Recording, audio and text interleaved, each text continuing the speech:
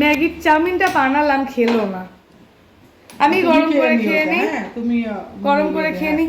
আর এখন ফুলকপিটা আর আলুটা কেটে রেখেছি, এটা একটু ভাজা করে নিতে হবে। ডাল আছে দুপুরবেলা, ডাল আছে এখানে করা, এই যে ডাল আছে,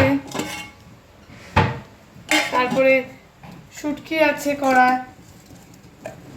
শুকনো মাছ যেটা আর কি, হ্যাঁ ড্রাই ফিশ আছে এখানে।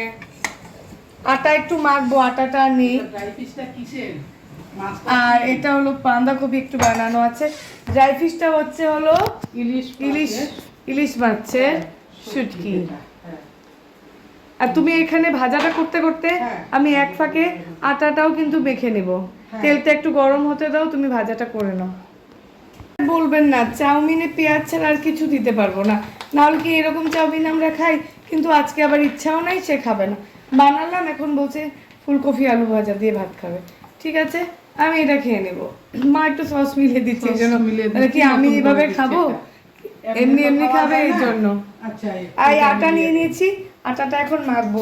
আটাতে মাখার জন্য আমি একটু নুন নিই, সাথে নিই একটু গরম জল। নুন আর গরম জল দিয়ে ভালো করে মেখে নিই। আর এই যে মা তেল গরম হয়ে গেছে, তুমি ফুলকপিটা দিয়ে দাও। এটা নুন হলুদ, নুন আর হলুদ দেওয়া, হ্যাঁ দেওয়া আছে। ফুলকপিটা খাবে, কাঁচা লঙ্কাটা দিও না। হ্যাঁ, কাঁচা লঙ্কাটা দিয়ে দিলাম। ঢেকে দিতে হবে একটু এখানে দুটো আলু হয়ে গেছে।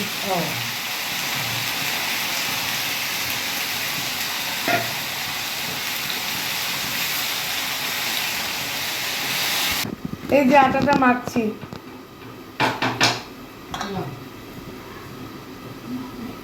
একটু জল নিয়ে নিব, ভালো করে রেখে দিচ্ছি। ফুলকপি ভাজাটা হচ্ছে, এইদিকে কিছু বাসন জমেছিল, এগুলো মেজে নিলাম। এখন এই কড়াইটা মেজে নিব। বাস, ভাত হয়ে গেছে এখানে। ফুলকপি ভাজা, চাউমিনটা খাবো, মা খাবে রুটি। তো রুটি মাকে এখানে আটা মেখে রেখেছি। আর আপনাদেরকে দেখালামই কি কি তরকারি করা আছে।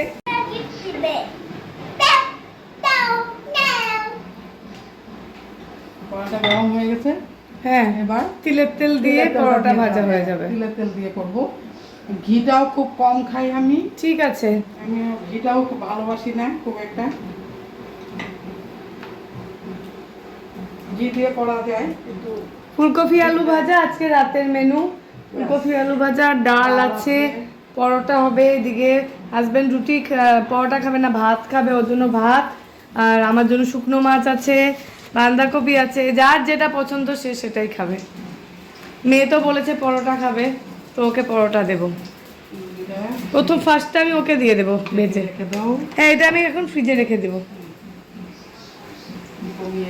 হ্যাঁ, বেশি মেখে রাখি না, কিন্তু কাল সকালেও তুমি যদি চাও খেতে পারবে। রুটি, রুটির সঙ্গে কি খাবে? আমি বেশি সকালে যাই বন্ধুরা, করে রাখলে ঠান্ডা হয়ে যায়। আমি খেতে পারি না, না মা খেতে পারে না। আর গরম দিন ছিল তখন খেয়েছিল, এখন শীত পড়ে গেছে এই জন্য না ঠান্ডা হয়ে যায়, ভালো লাগে না খেতে। টমেটো চাটনি করে নেব। হ্যাঁ, টমেটো তো সস্তা আছে। হ্যাঁ, বাস হয়ে যাবে আমার।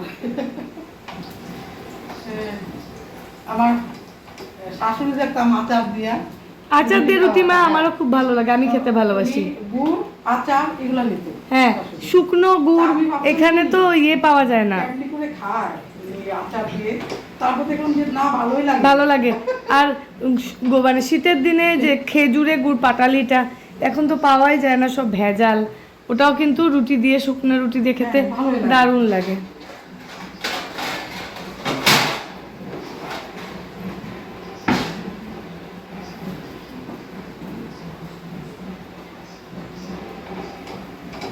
তিলের তেলটা কি হয় এতটা ফুলে না, আর তিলের তেলটা কিন্তু অ্যাবজর্ব করে না, তিলের তেলটা চটচটে না, না তেল টানে না, এই জন্য হার্টের জন্য ক্ষতিকারক না। হ্যাঁ, কারণ ওটা চট করে রুটি টানে না, কম তেলেই হয়ে যায়।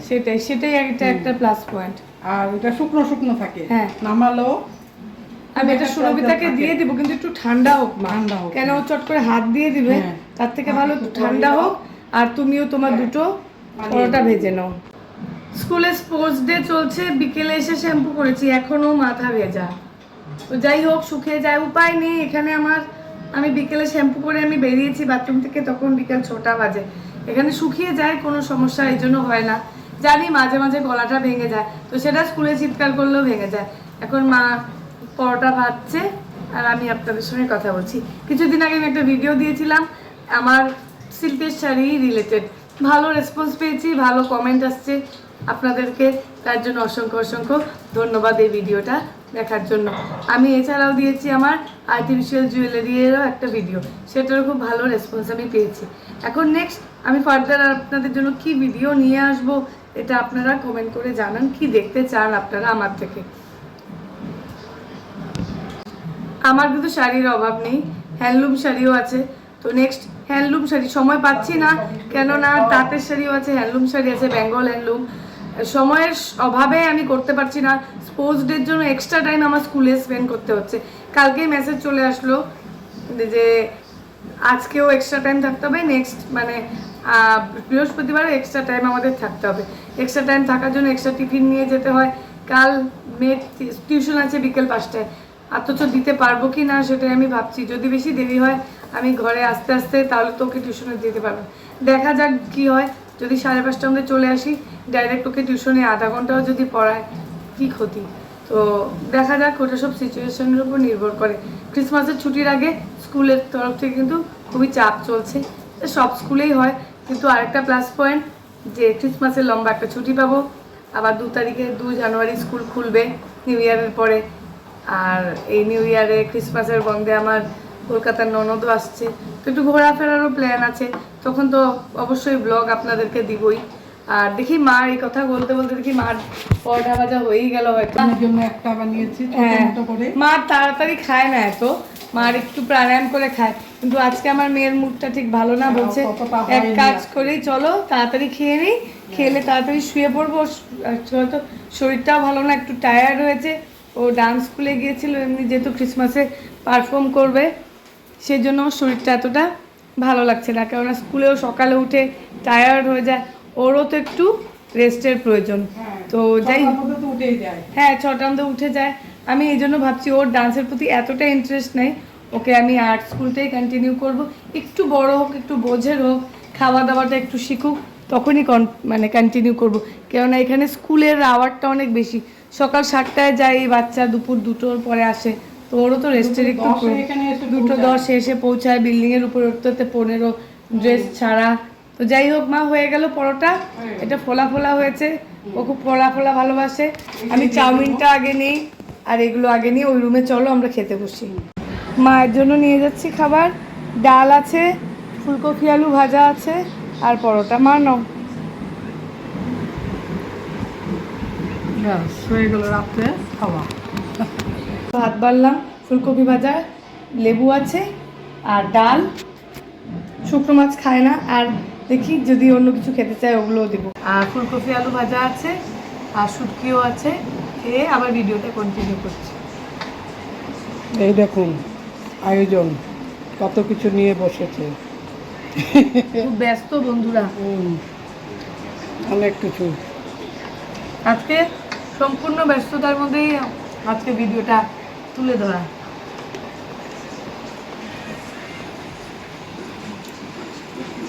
ফাইনালি ভাত খাওয়া হয়ে গেল, এখন বাসন ধুবো। বাসন দিয়ে অনেক কাজ বাকি আছে, যেমন মেয়ের স্কুলের ব্যাগ রেডি করবো, তারপরে ওর স্কুল ইউনিফর্ম রেডি করবো, আমি যাব কালকে স্কুলে, তার ড্রেস রেডি করবো, টুকিটাকি অনেক কাজ পড়ে আছে, কিচেন পরিষ্কার করবো।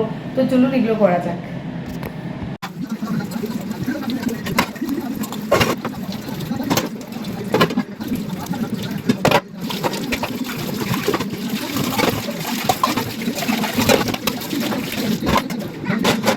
ফাইনালি সব বাসন ধোয়া হলো, এই দেখুন সব ধুয়েছি। এখন এগুলো আবার জায়গায় রাখবো।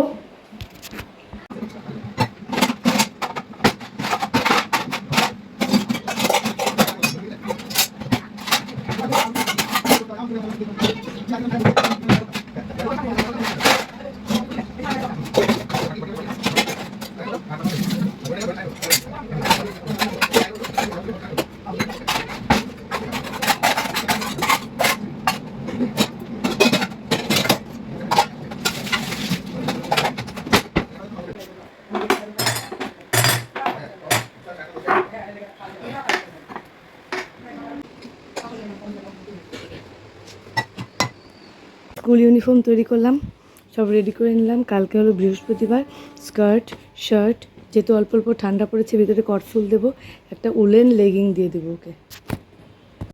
কিচেনের সব কাজ শেষ করে এখন আমি রুমে আসলাম। এখন ওর ব্যাগটা গুছাবো, স্কুলের ব্যাগ, বইগুলো এনি, আর সব রুটিন হিসাবে ব্যাগগুলো গুছিয়ে নিই।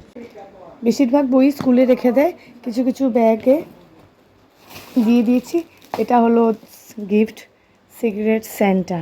এই গিফটটা ও ওর ফ্রেন্ডদেরকে দেবে, যে কোনো একটা ফ্রেন্ডকে র্যান্ডমলি দেবে।